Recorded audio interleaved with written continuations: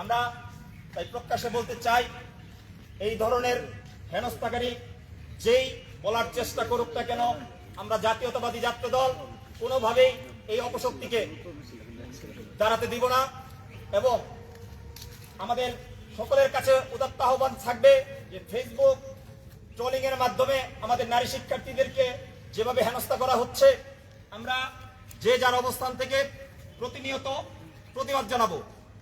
আরেকটি কথা আমরা বলতে চাই যে আসলে আমরা অনলাইনে না এসে আমরা জাতীয়তাবাদী ছাত্র দল বাস্তবেই নারীদেরকে একটি নিরাপদ ক্যাম্পাস উপহার দিতে চাই। সেটা আমরা ফেসবুকে না, আমরা বাস্তবে প্রমাণ করিয়ে ইনশাল্লাহ একটি মানবিক বাংলাদেশ উপহার দিব। এই বলে আমি আমার বক্তব্য শেষ করছি।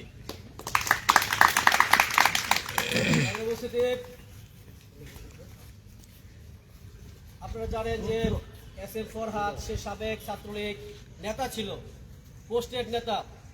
সারা বাংলাদেশের সকল ক্যাম্পাসে বিগত 14 সালের পর থেকে আমরা তাদের কোনো দৃশ্যমান অবস্থান দেখিনি, কোনো ব্যানার দেখিনি, কোনো মিছিল দেখিনি, মিটিং দেখিনি।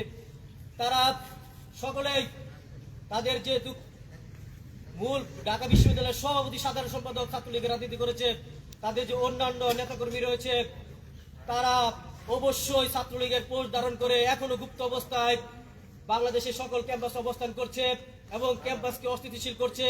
তারা হলগুলোতে সাধারণ শিক্ষার্থীর উপরে ছাত্রলীগ সেজে ছাত্রলীগ করে সাধারণ শিক্ষার্থীদের উপরে আন্দোলন চালিয়ে অত্যাচার চালিয়েছে এবং গ্যাসরুম কালচারের নামে অমানবিক নির্যাতন চালিয়েছে। আমরা তীব্র নিন্দা প্রতিবাদ জানাই এবং আগামীতে তাদের অবশ্যই ছাত্র জনতার কাছে কাঠগড়ায় তাদের দাঁড়াতেই হবে।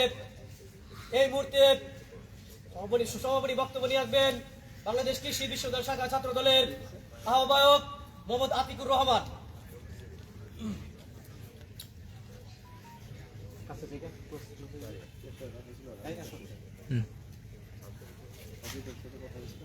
পৃথিবীতে যা কিছু কল্যাণকর, যা কিছু মহান, যা কিছু কল্যাণকর, অর্ধেক তার ঘুরে আছে নারী, অর্ধেক তার নট। বহুদলীয় গণতন্ত্রের প্রবর্তক, সার্কের স্বপ্নদ্রষ্টা, স্বাধীনতার ঘোষক শহীদ রাষ্ট্রপতি জিয়াউর রহমানের হাতে গড়া সংগঠন বাংলাদেশ জাতীয়তাবাদী ছাত্র দল বাংলাদেশ কৃষি বিশ্ববিদ্যালয় কর্তৃক আয়োজিত আজকের এই অবস্থান কর্মসূচি এবং বিক্ষোভ মিছিলের উপস্থিত জাতীয়তাবাদী ছাত্র দল বাংলাদেশ কৃষি বিশ্ববিদ্যালয় শাখার বিপ্লবী যুগ্ম আহ্বায়ক মেধাবী ছাত্রনেতা তরিকুল ইসলাম তুষার, উপস্থিত জাতীয়তাবাদী ছাত্র দল বাংলাদেশ কৃষি বিশ্ববিদ্যালয় শাখার বিপ্লবী সদস্য সচিব কারা নির্যাতিত ছাত্রনেতা শফিকুল ইসলাম শফিক সহ বাংলাদেশ কৃষি বিশ্ববিদ্যালয়ের বিভিন্ন হলের নেতাকর্মী এবং কেন্দ্রীয় নেতাকর্মী সকলকে আমার ব্যক্তিগত পক্ষ থেকে এবং আমার প্রাণপ্রিয় সংগঠন জাতীয়তাবাদী ছাত্র দল বাংলাদেশ কৃষি বিশ্ববিদ্যালয় শাখার পক্ষ থেকে বিপ্লবী অভিনন্দন।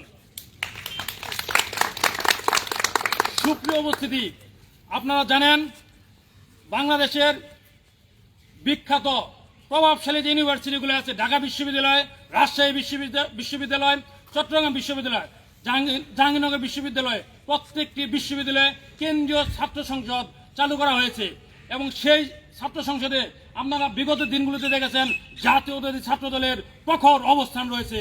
জাতীয়তাবাদী ছাত্র দলের বিজয় সুনিশ্চিত জেনে